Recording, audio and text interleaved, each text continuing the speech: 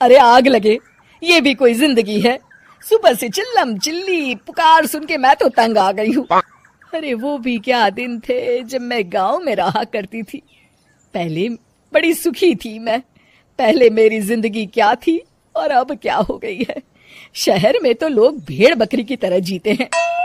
जीने का असली मजा तो गांव में है। क्यों, क्या हुआ माँ जी?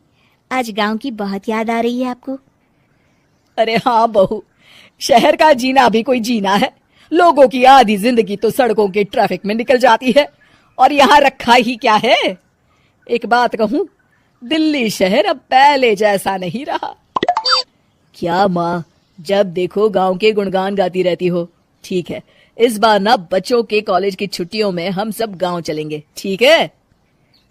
हाँ, ये ठीक है। फिर कुछ दिनों के बाद सारा परिवार अपने गांव चला जाता है। अरे वाह, कितनी ताजी और साफ हवा है, कितनी शांति है यहाँ। चल बहू, अब बढ़िया सा खाना बना दे, मजे से आंगन में बैठ के खाएंगे। सुशीला गांव का माहौल देख बड़ी खुश होती है। 2 दिन के बाद गांव की कुछ औरतें सुशीला के घर आती हैं। बड़े दिनों के बाद गांव आई है सुशीला। हमें तो लगा कि तू शहर जाके गांव को भूल गई। और बतिया, तेरी बहू कैसी है? जरा मिलवा तो उससे। अरे मेरी बहू तो लाखों में एक है। बड़ी किस्मत वाली हूँ मैं जो मुझे जानकी जैसी बहू मिली है।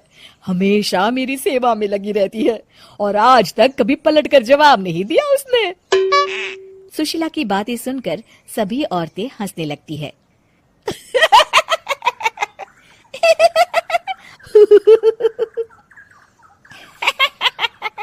अरे कुछ अभी बोले जा रही है।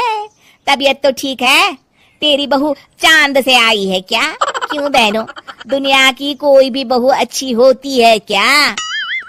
सब औरतें ममता की हाँ में हाँ मिलाती हैं।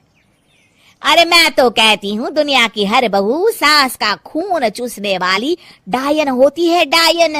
मैं तो एक बिल में 1000 सांप के साथ रह सकती हूँ, लेकिन अपनी बहू के साथ नहीं रह सकती। हाँ, तूने सही कहा।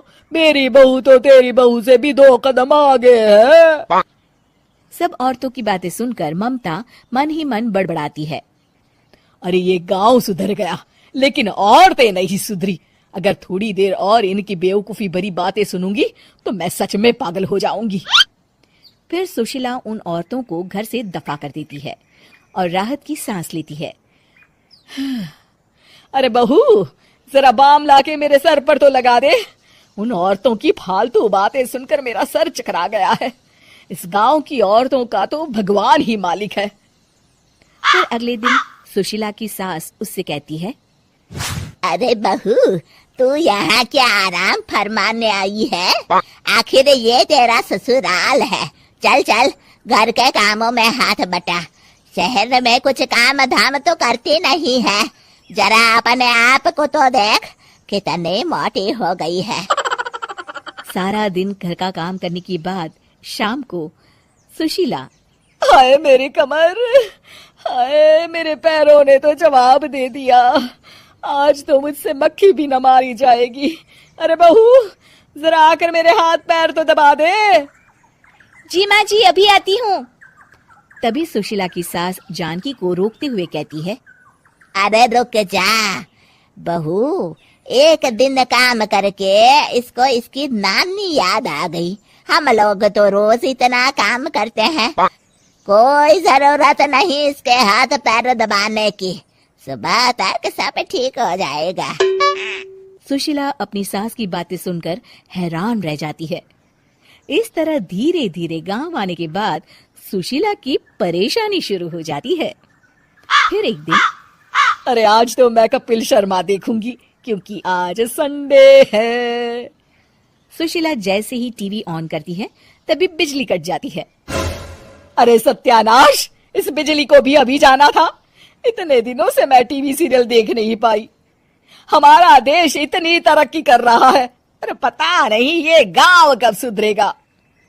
अरे अब तो 2 दिनों के लिए बिजली को भूल जा। ये तो यहाँ रोज की बात है। अब इस अंधेरे में रहने की आदत डाल ले। हाँ। हे भगवान, अब क्या होगा? ऊपर से इन मच्छरों ने जीना हराम कर रखा है। दूसरी तरफ घर के काम कर करके और बिना किसी सुविधा के सुशीला तंग आ जाती है और उसे शहरी जीवन याद आने लगता है। क्यों माँ, मजा आ रहा है ना? अरे, आपने ऐसी सूरत